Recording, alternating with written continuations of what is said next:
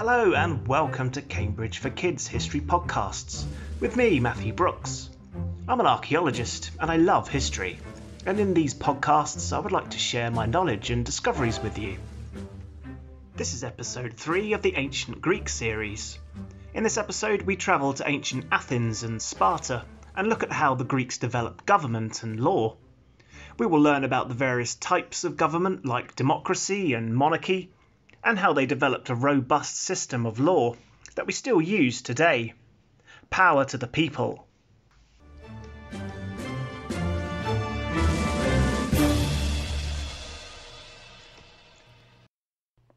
From about 2000 to 800 BC, most of the Greek city-states were ruled by a royal family, but only kings ruled, as the Greeks did not allow queens or other women to have any influence.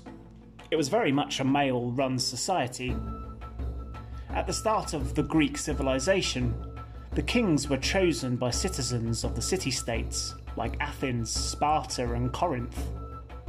When a king passed away, another king was chosen to take his place, but as time went on, these powerful kings claimed that after their death, power would be passed to their children, usually the eldest son. This is how governments today that have kings and queens as heads of state continue to function, and this idea was taken from the ancient Greeks. Most kings had committees of advisors who aided them to make decisions.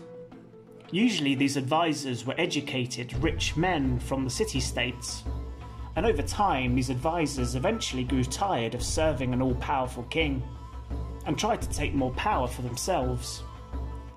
They had limited power by themselves, but recognised that they had strength in numbers, and they outnumbered the king.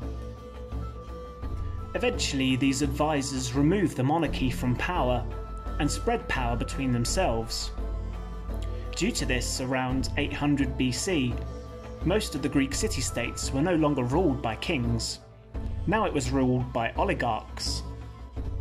In an oligarch government, the power to make decisions was in the hands of a few wealthy men. These men in power were called oligarchs.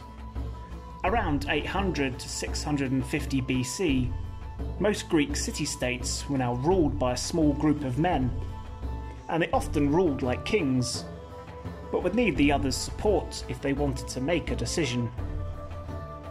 But the oligarchs used their authority to disregard the needs of the people, and over time, hatred for the oligarchs grew amongst the citizens of Greece. Eventually, the poor would turn to other leaders who vowed to improve their lives. These new leaders were generals of the military, who would use their loyal soldiers to overthrow the oligarchs. By 650 BC, the oligarchs ruled only one city-state, Sparta. But these generals would battle amongst themselves for complete control over Greece. It was all-out tyranny. In a tyranny government, the command to make judgments is in the hands of one individual, usually called a tyrant or dictator, who took control unlawfully. The word tyranny comes from the Greek word tyrannos, which means supreme power. Tyrants became known for holding power through harsh and dishonest ways. From about 650 to 500 BC, Greece was controlled by a number of tyrants, promising the world to the poor, but never delivered. These men came to be tyrants because they seized power by using violence. Even though some tyrants used their power for worthy reasons, there were more cruel tyrants than noble ones.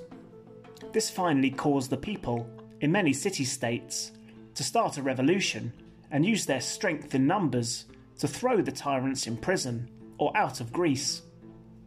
By 500 BC, a fresh new system of government was formed in the city-state of Athens. This type of government was called democracy and gave ultimate power to the people. It would become the most widespread and important types of government, not only in Greece, but in the world, and continues today. In the democracy government, The power to make decisions was controlled by all citizens. The word democracy comes from the Greek words demos, which means people, and kratos, which means power. Around 500 BC, Athens became the first Greek city-state to rule their government by themselves. This type of government continues today in many countries in some form. Not all Greeks thought that democracy was a good idea, though. Occasionally, devious people would pay off citizens to vote for a bad law, which suited them.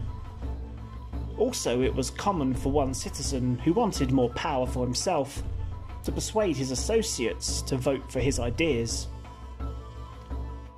Also, some of the educated citizens thought that the poor people were too stupid to make their own choices. These people thought that power should stay with the richest and most educated citizens in Greece.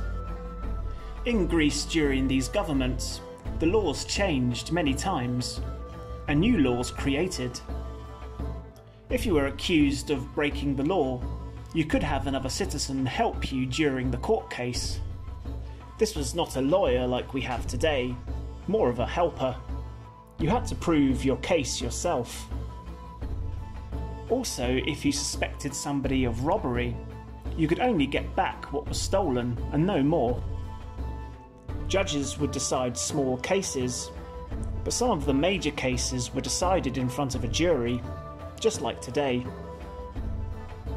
As a jury member, you were chosen by lot and had to attend court for a year of service. Jury cases were debated with just the accuser and the defendant making speeches, and the jury's decision was final, as appealing the decision was not permitted. Business agreements were signed under strict guidelines, and religious groups and other small businesses were safe under the laws and protected. Athens even had laws covering personal property and would pay out compensation for ruined or stolen property. The laws for murder were quite similar in some regards to today. The Greeks knew that there was a difference between a planned murder and an accidental killing.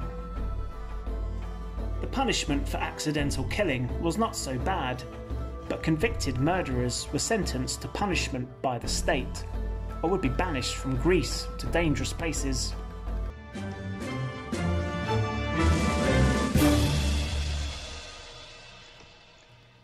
Hopefully today you have enjoyed this episode and learnt something new. If you like this podcast, be sure to subscribe so you never miss another episode.